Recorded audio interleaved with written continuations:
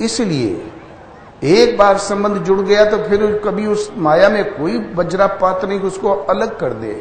तो प्रियतम मोसन रूशल हो, प्रीति का जो सर्वोपरि माध्यम, जिनसे संबंध एक बार जुड़ने के बाद कभी विक्षोभ नहीं होता और लक्ष्य पर पहुंचाई के दम लेता है, वो प्रभु हमसे रूठेंगे, खुश होंगे मानसिक प्रवृत्ति को संवार के।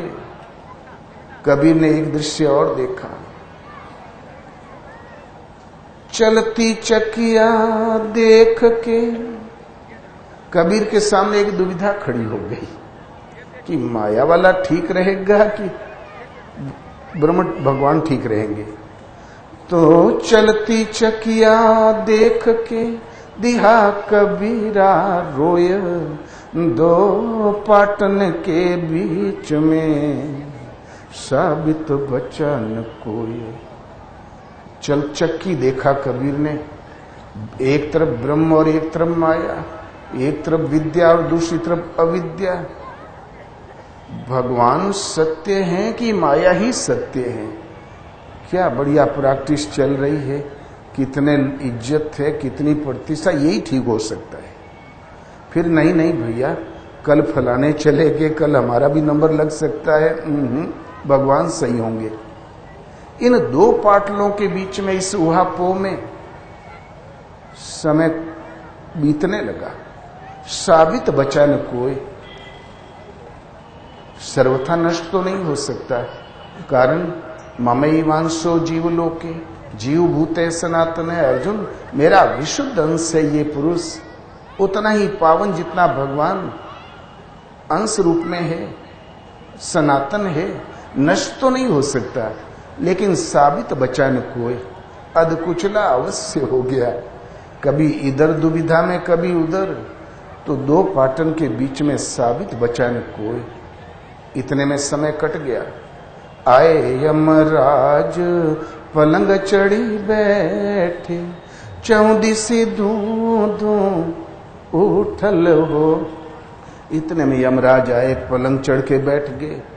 दवाइयां लगी है, चोटी के 10 डॉक्टर खड़े हैं और का पंक्तिबद्ध फौज भी खड़ी, बाजू में रक्षक भी खड़े हैं, आसपास जोधा खड़े, सब ही बजावे गाल, मंज महल से ले चला ऐसन काल कराल। योद्धाओं की कतार, सभी बजावे गाल कि राजन चिंता न करें, हम यमराज का मुंह मोड़ देंगे। डींगे तो बहुत हाँक रहे थे। मंज महल से ले चला, बिल्कुल सुरक्षित स्थान से ले चला, ऐसन काल कराल। तो आए यमराज पलंग चढ़ी बैठे, चौदिसी धूं धूं उठल हो। चारों तरफ धूं धूं उठने लगा, अखियां से अश्रुआ टूटल हो, अश्रुपात होने लगे। सब कोई बस नहीं चला, या जला दो, फूंक दो, गाड़ दो, या चिलके हुए खा ले, मिट्टी तो मिट्टी। अंत में कहां तक लोग साथ देते हैं। घर द्वारे तक औरत जई हैं, कर्म कांड तक सग भाई, लोग कुटुंब मर घट लो जई हैं, हंस अकेला जाई। औरत बहुत जोर भरेगी तो घर के दरवाजे पर, हाय हमारा हाथी, हाय हमारा देवता, हमें छोड़ के क्यों चले गए, पहले मुझे मौत क्यों नहीं आ गई, क्या प्रभु हमारा सुहाग आपसे नहीं देखते बना। अधिक से अधिक विलाप घर दरवाजे तक। औरत जई है कर्म कांड तक सग भाई, सगा भाई कर्म कांड कर लेगा, 2-4 वर्षी का निर्वाह भी कर देगा भैया की। और लोग कुटुंब मर घटलो जई हैं, शमशान तक साथ गए। बोले भैया हमारे तो पक्के मित्र थे, सतपुरुष थे, घर में रहते थे तो क्या साधुई थे। और नरसिंह राव जी को कैसी श्रद्धांजलि बढ़िया बढ़िया देते हैं। जिंदे थे तो सब झगड़ते थे, अब कैसा मधुर बोलते हैं। क्या है ये? एक स्तंभ टूट गया। हमारे इलाहाबाद का एक स्तंभ था, राजनीति के वो बिंदु थे, श्रद्धांजलि दिया लौट आए। और आधी श्रद्धांजलि फर्जी होती है। एक लड़का बड़ा हंसलौन था, 8-9 साल उम्र थी, लेकिन इतना हंसलौन था कि किसी सभा में पहुंच जा लोगों को हंसी आ जाए।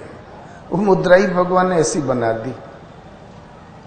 एक दिन एक बहुत बड़े आदमी का शरीर छूट गया, भीड़ जाने लगी उनके शमशान की ओर।